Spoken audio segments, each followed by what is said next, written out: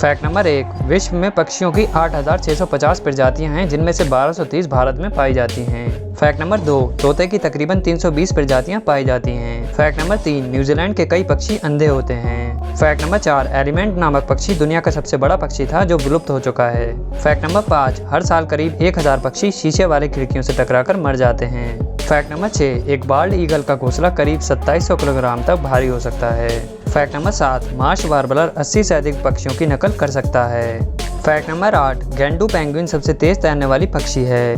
Fact number 9, पक्षी ध्वनि और रंग का उपयोग करके बातचीत करते हैं। फैक्ट नंबर 10, मुर्गियों और शुतुरमुर्गों को डायनासोर का वंशज माना जाता है।